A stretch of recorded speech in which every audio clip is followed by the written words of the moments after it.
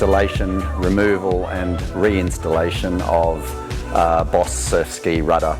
This is applicable to the BOS surf skis. It may be applicable to other brands, but just be aware that other brands may have their own hardware and it may be a different setup to install. So if you receive a new ski and the rudder is not in it, you will have the rudder itself and 3 other components.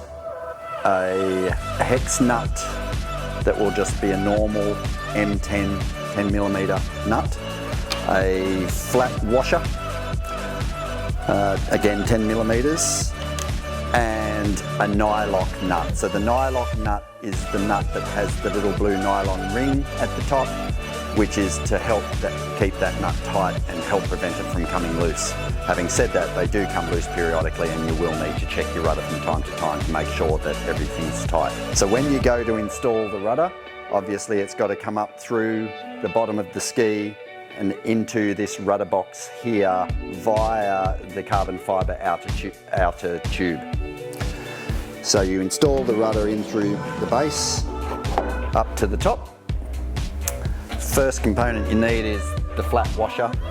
Pop that over the top of the shaft.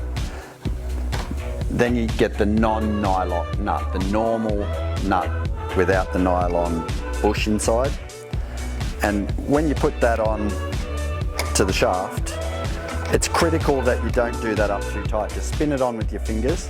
And what you're aiming for is about 3 to 4 millimeters of up and down play. When you take the tiller bar, the T-piece that's attached to the cables, or in this case on an adjustable ski it's attached to the Dyneema cord, and place that over the top of the rudder shaft, and then put the nylock nut on, you're going to do this nut up tight, and it will absorb some of that up and down movement that you've left available in the bottom. And ideally you still want about 2 millimeters of movement. You don't want anything being too tight. So when you do this nut up tight,